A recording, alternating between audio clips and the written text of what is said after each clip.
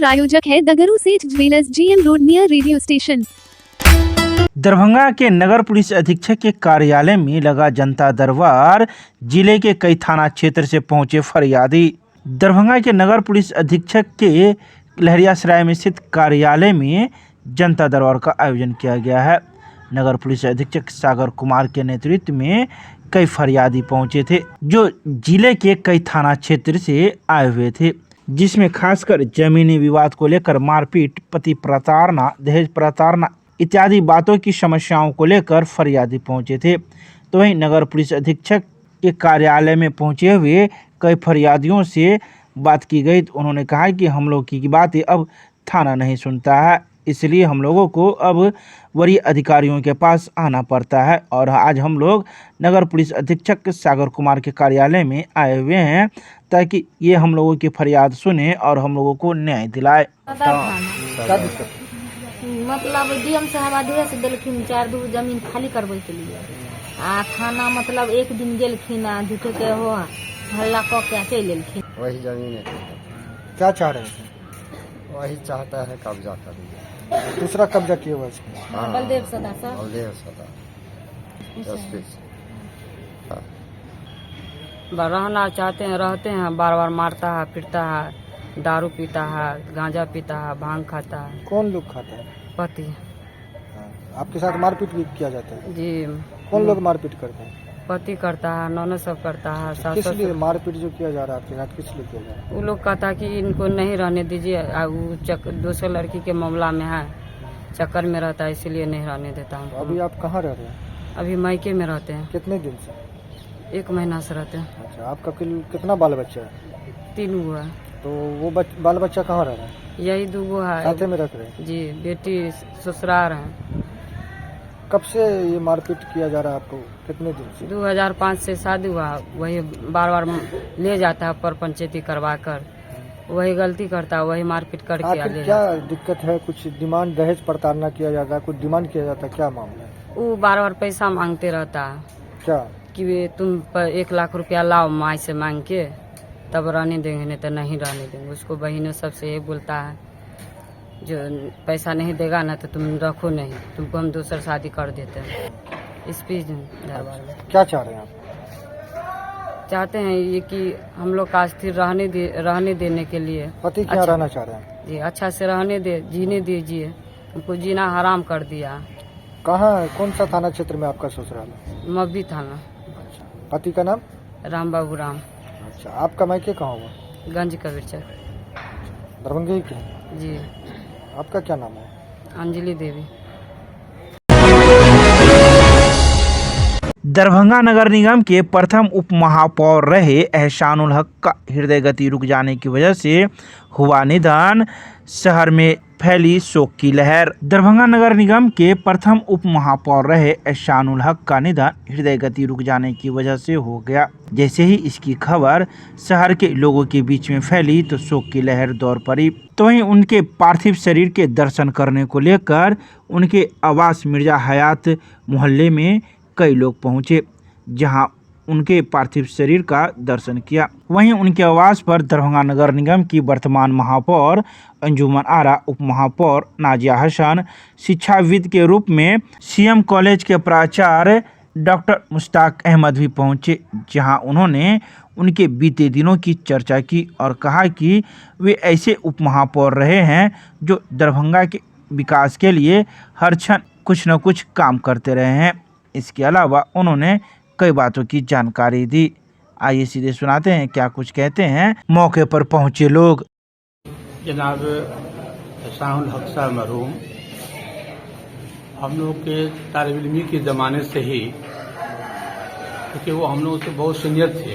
भाई नजीब साहब के क्लास फेलो थे, विनोद चौधरी, एहसानुल हक साहब, नजीब साहब, फातमी साहब, ये लोग क्लास फेलो थे, हम लोग जूनियर थे।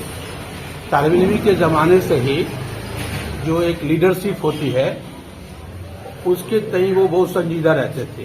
किसी भी मसले पर स्टूडेंट के मसाइल को लेकर के आगे बढ़ते थे।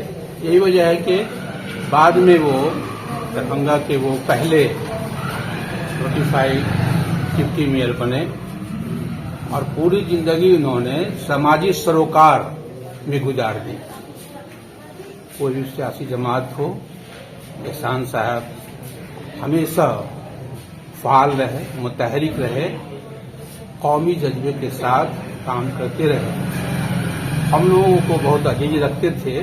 जब कभी मैं जहाँ जहाँ रहा वो जरूर जाते थे अपने बच्चों से भी, और हाल में भी वो हमेशा फोन करते रहते थे। कोई मसला हो, संजीदा हो, उस पर ऐसी बात है कि हम लोग सियासत में नहीं थे। एहसानुल हक साहब मेरे बचपन के साथी थे। हम लोग स्कूल के ज़माने से साथ रह गोया कमोबेश 55 साल का रिश्ता रहा है। और हमारे ये 55 साल के रिश्ते बहुत ही उर्वत के रिश्ते रहे हैं।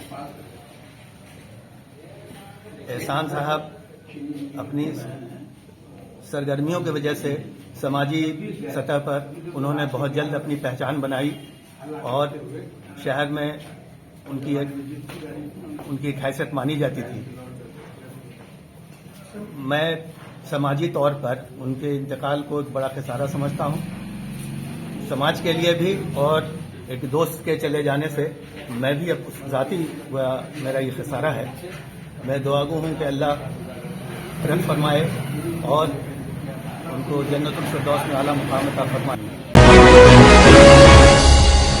मिथिला विश्वविद्यालय को नैक मूल्यांकन में B++ ग्रेड प्राप्त होने पर जुबली हॉल में धन्यवाद ज्ञापन कार्यक्रम का किया गया आयोजन। मिथिला विश्वविद्यालय में बीते महीने में नैक मूल्यांकन में बेहतर ग्रेड B++ प्राप्त कराने में अपनी निष्ठा, समर्पण और सहयोग देने हेतु समस्त विश्वविद्यालय परिवार को कुलपति प्रोफेसर सुरेंद्र प्रताप सिंह ने जुबली हॉल में कार्यक्रम करते हुए धन्यवाद दिया। नैक पीआर टीम द्वारा प्रदत्त नैक रिपोर्ट को IQAC निदेशक डॉक्टर मोहम्मद जिया हैदर को समर्पित किया। जुबली हॉल में आयोजित संकायाध्यक्ष, विभागाध्यक्ष, पदाधिकारियों, शिक्षकों, शिक्षेत्र कर्मियों एवं शोधार्थी विद्यार्थियों की बैठक को संबोधित करते हुए कुलपति ने कहा कि विश्वविद्यालय को प्राप्त नैक ग्रेड किसी एक व्यक्ति का नहीं बल्कि प्रत्येक व्यक्ति का योगदान है। सभी लोगों ने अच्छा काम किया। विजेता बनने के लिए काम करने का ढंग अलग से ही होता है और वह सकारात्मक के साथ आगे बढ़ता है। उन्होंने बताया कि नैक पीआर टीम के सदस्यों की विस्तृत सूचना सिर्फ 3 पदाधिकारियों के पास उपलब्ध थी, पर दुर्भाग्य से किसी ने उसे सार्वजनिक कर दिया। फलतः उनके मेलों एवं मोबाइलों पर विश्वविद्यालय की मनगढ़ंत और झूठी शिकायतें भेजी गई। साथ ही विश्वविद्यालय में बना हुआ नया DSW भवन, पार्क, फिजिक्स विभाग का ऑडिटोरियम और गांधी मैदान आदि समय पर तैयार नहीं हो पाया, जो नैक मूल्यांकन की दृष्टि से सही नहीं हुआ। तालाब के पानी वाली विचारधारा की अपेक्षा हमें नदी की पानी वाली विचारधारा रखनी चाहिए, जो अनवरत चलते हुए आगे बढ़ सके। इसके अलावा कुलपति ने कई बातों की चर्चा की। जिला विधिक सेवा प्राधिकार के जिला एवं सत्र न्यायाधीश अध्यक्ष ने राष्ट्रीय लोक अदालत को लेकर न्यायिक अधिकारियों के साथ की समीक्षा बैठक, दिए कई निर्देश। जिला विधिक सेवा प्राधिकार जिला एवं सत्र न्यायाधीश सह अध्यक्ष विनोद कुमार तिवारी की अध्यक्षता में न्यायिक पदाधिकारियों के साथ राष्ट्रीय लोक अदालत को लेकर समीक्षा बैठक की गई। बैठक में सभी पदाधिकारियों से कहा गया कि लोक अदालत में अधिक से अधिक मामलों का निपटारा करने के लिए सभी पदाधिकारी भरपूर सहयोग करें।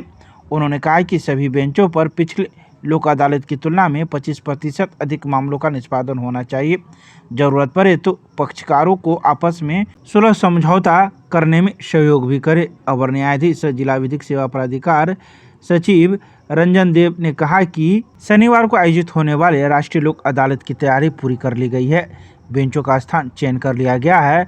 लोगों की जानकारी के लिए न्यायालय परिसर में सूचना पट भी सूची चिपकाया गया है। उन्होंने कहा कि 2 पूछताछ केंद्र भी बनाए गए हैं, जहां पाराविधिक स्वयंसेवक पक्षकारों को लोक अदालत संबंधी जानकारी उपलब्ध करवाएंगे। बैठक में व्यवहार न्यायालय दरभंगा के सभी न्यायिक पदाधिकारी मौजूद थे। दरभंगा की अखिल भारतीय मिथिला राज्य संघर्ष समिति के सदस्यों ने पृथक मिथिला राज्य के गठन की मांग को लेकर केंद्रीय मंत्री नितिन गडकरी से की मुलाकात, सौंपा ज्ञापन। अखिल भारतीय मिथिला राज्य संघर्ष समिति का एक प्रतिनिधिमंडल गुरुवार को केंद्रीय सड़क परिवहन एवं राजमार्ग मंत्री नितिन गडकरी से मुलाकात की। समिति के अंतर्राष्ट्रीय संयोजक प्रोफेसर अमरेंद्र कुमार झा एवं कौशल पाठक के नेतृत्व में मंत्री से मिलने गए प्रतिनिधिमंडल ने पृथक मिथिला राज्य की गठन की मांग सहित 35 अन्य मांगों से संबंधित एक ज्ञापन सौंपा। इस दौरान अखिल भारतीय मिथिला राज्य संघर्ष समिति के सदस्यों के द्वारा मिथिला परंपरा के अनुसार उन्हें पाक चादर भेंट कर कई बातों की चर्चा की और मिथिला राज्य गठन पर भी बातें कर उन्हें आकर्षित किया। दरभंगा के वार्ड नंबर 3 के बेलादुल्ला में सेंट्रल बैंक ऑफ इंडिया के द्वारा चलाए जा रहे 10 दिवसीय मशरूम प्रशिक्षण का हुआ समापन। 33 प्रतिभागियों को दिया गया प्रमाण पत्र। दरभंगा के वार्ड नंबर 3 के बेलादुल्ला में सेंट्रल बैंक ऑफ इंडिया के द्वारा 10 दिवसीय निःशुल्क मशरूम प्रशिक्षण का आयोजन किया गया था, जिसका समापन गुरुवार को किया गया। वहीं समापन कार्यक्रम का आयोजन बहादुरपुर के सेंट्रल बैंक ऑफ इंडिया के द्वारा आरसीटी में किया गया। तो वहीं इस मौके पर कार्यालय के निदेशक प्रभास कुमार वर्मा ने कहा कि मशरूम लो कैलोरी तथा एंटीऑक्सीडेंट से भरपूर होता है, जिसमें कार्बोहाइड्रेट, वसा तथा सोडियम न्यूनतम पाया जाता है। यह कोलेस्ट्रॉल को कम करता है। मशरूम हमारे स्वास्थ्य में सुधार कर जीवन को गुणवत्तापूर्ण बनाता है। इसके अलावा उन्होंने कई बातों की चर्चा की। वहीं प्रशिक्षण प्राप्त करने वाले 33 प्रतिभागियों को लिखित परीक्षा के आधार पर उन्हें सफलता का प्रमाण पत्र दिया गया। दरभंगा के बेता चौक पर दवा लेने आए हायाघाट से एक व्यक्ति का लहरियासराय स्टेशन परिसर में गिरने की वजह से हुई मृत्यु। गुरुवार को लहरियासराय स्टेशन के बाहरी परिसर में हनुमान मंदिर के निकट उस समय अचानक अफरा-तफरी की स्थिति उत्पन्न हो गई, जब एक व्यक्ति की ठोकर लगने की वजह से वह गिर गया और उसकी मृत्यु हो गई। बता दें कि इस व्यक्ति का नाम राम विनोद शर्मा है और इसका घर हायाघाट क्षेत्र में बताया जाता है, जो दरभंगा के बेता चौक पर दवाई लेने के लिए आया था। वह हायाघाट से लहरियासराय स्टेशन तो पहुंचा और लहरियासराय से बेता चौक भी पहुंचा, जहां वह दवाई लेकर पुनः लहरियासराय स्टेशन पहुंचा हायाघाट जाने के लिए, लेकिन अचानक उसकी मृत्यु एक ठोकर की वजह से हो गई और वह गिर पड़ा और उसके सिर में चोट लग गई। वहीं मौके पर मौजूद ने इस बात की जानकारी मीडिया को दी। घटना हुआ, दवा लेके आ रहे थे लहरियासराय बेता चौक से, उनको जाना था हायाघाट बांसडीह। दवा लेके आ रहे थे, यहीं पर गिट्टी से इनको ठोकर लगा पैर में। अब कैसे लगा सो नहीं जानते हैं, गिरे हैं। उसके बाद कपार में चोट है, फूट गया है। इनका देहांत हो। कौन सा जगह है ये? लहरियासराय स्टेशन हुआ, रेलवे स्टेशन है। जी। अच्छा, ट्रेन द्वारा जाना था क्या है? जी, ट्रेन से हायाघाट उतरता, हायाघाट से ऑटो या टेम्पल पकड़ के बांसडीह उतरते। तो ट्रेन भी नहीं पकड़ सके, उससे पहले इनकी मृत्यु हुई। जी जी। अकेले थे ये? जी अकेले थे। आप लोगों को जानकारी कैसे मिली? हमको जानकारी सीआरपीएफ के थ्रू मिला है। हमारे ग्रामीण को फोन गया, तो हम लोग ग्रामीण ही है, तो हम लोग लहरियासराय में थे, तो हमको पता चला है तो हम भाग के आए। क्या नाम है? क्या नाम हुआ इनका? राम विनोद शर्मा। कहाँ के रहने वाले थे? बांसडीह घोसरमा पंचायत। थाना कौन सा हुआ इनका? हायाघाट। आपका परिचय? मेरा परिचय, हम ग्रामीण है, ये घर के पास ही मेरा घर है। तो लगभग कितने वर्ष के थे ये? लमसम वही 55-60 के करीब में होंगे। परिवार के लोग पहुंच गए हैं? परिवार के लोग पहुंच गए हैं।